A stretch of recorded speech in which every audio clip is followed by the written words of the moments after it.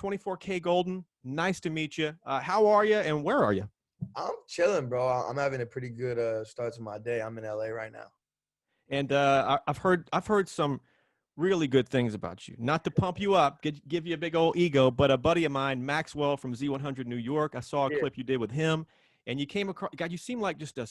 I want to pick your brain because you're a smart dude. You got something figured out, man.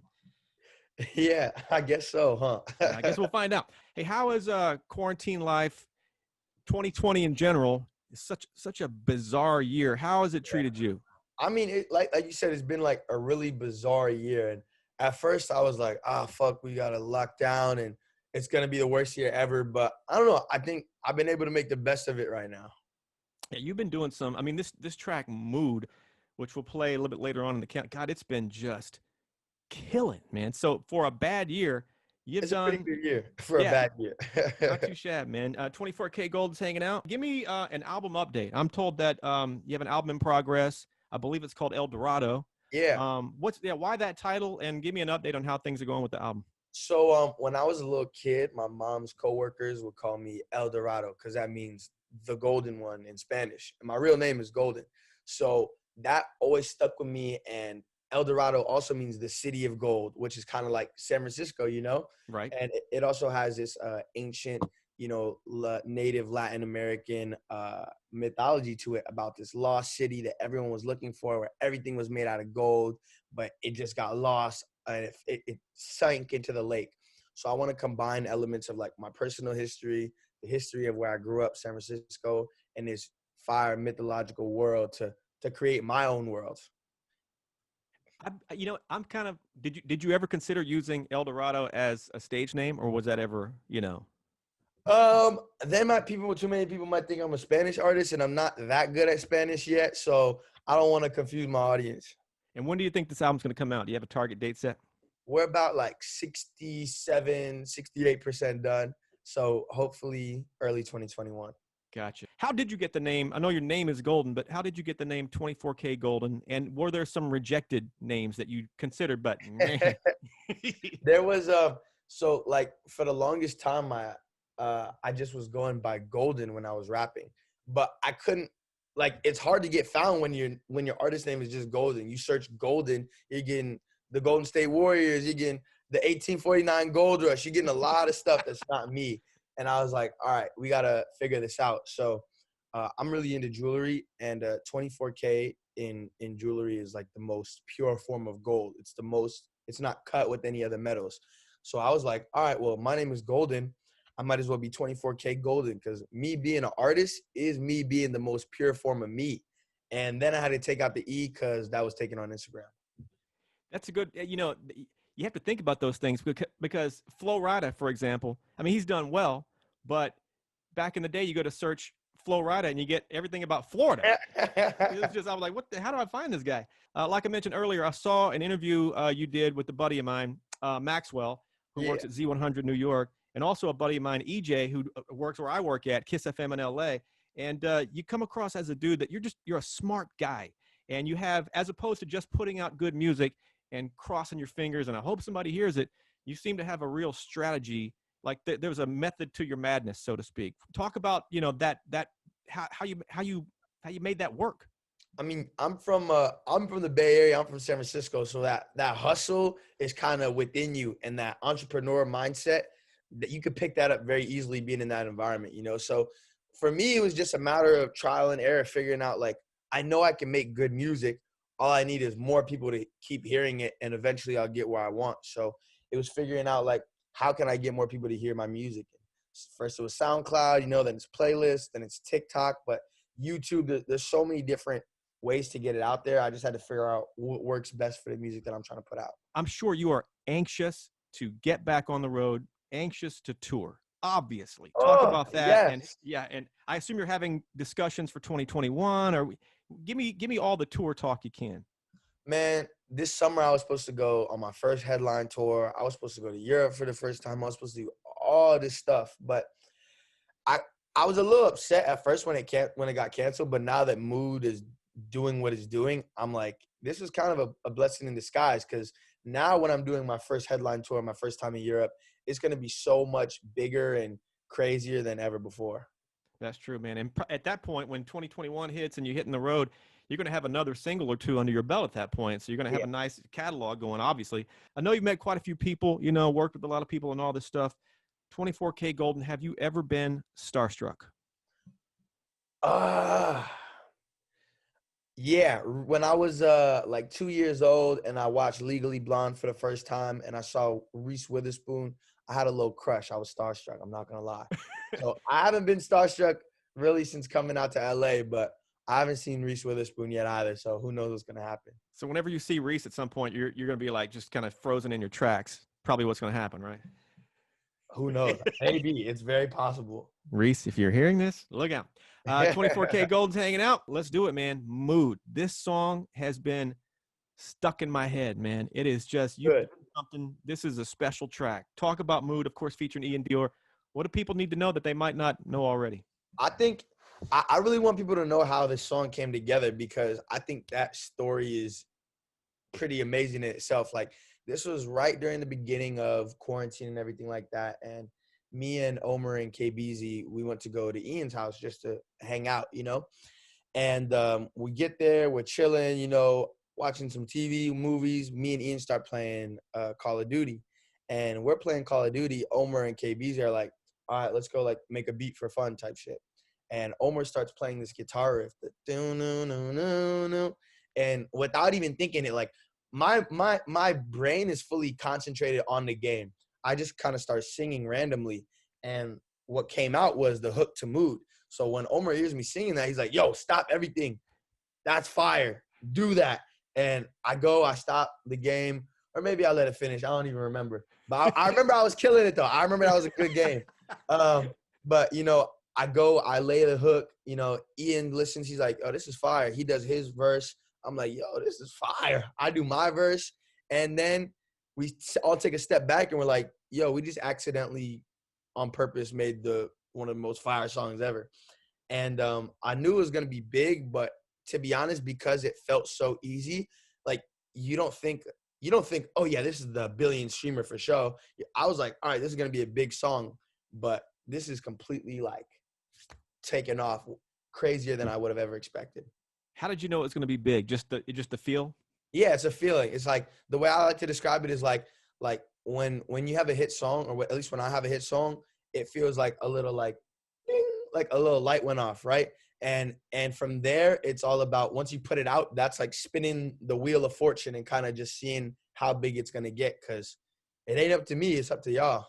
Man, it's huge, man. It is, and it's been stuck in my head on a personal. I can't get enough of it, you guys. 24kGoldn featuring Ian Dior.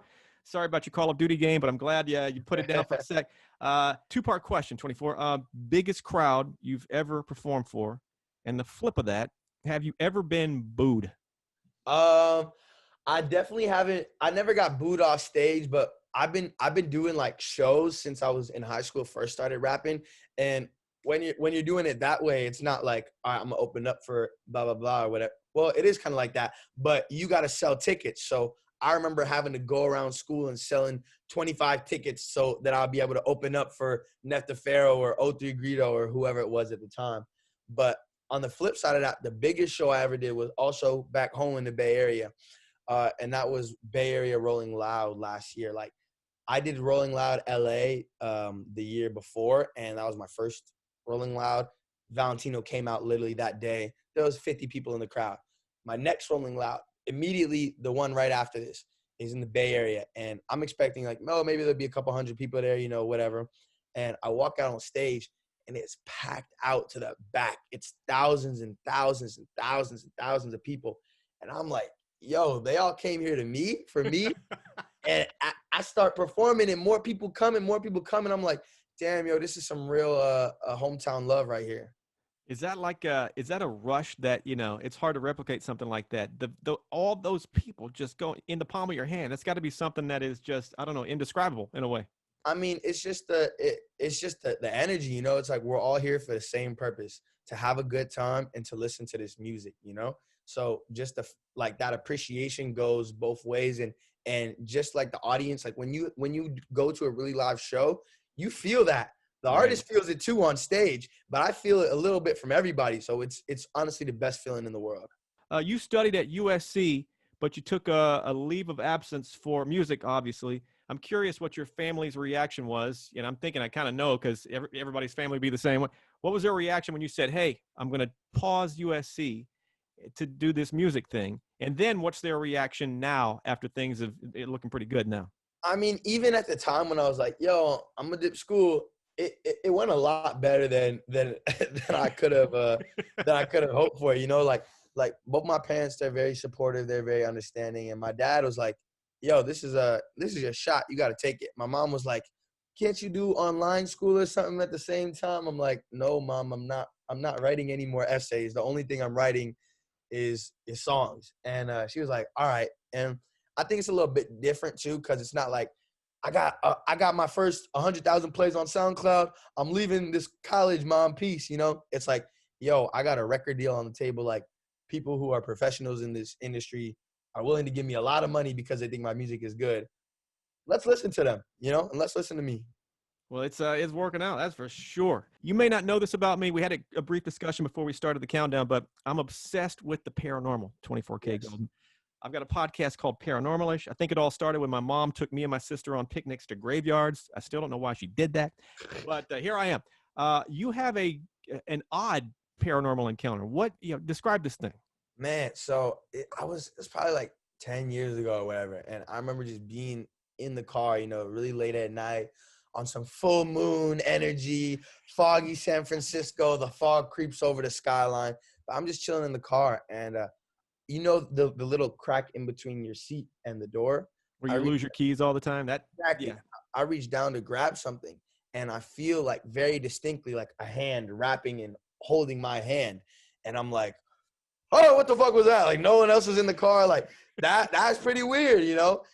So that's the closest thing I think that's the closest encounter I've had with the other kind. I've heard some crazy stories, dude. I've heard a lot of weird things. I've never heard of anyone having a hand in that crack of the car. That is, I mean, is your car haunted? What do you think it was? I think it was just one of my ghost homies trying to dap me up, you know? Yeah.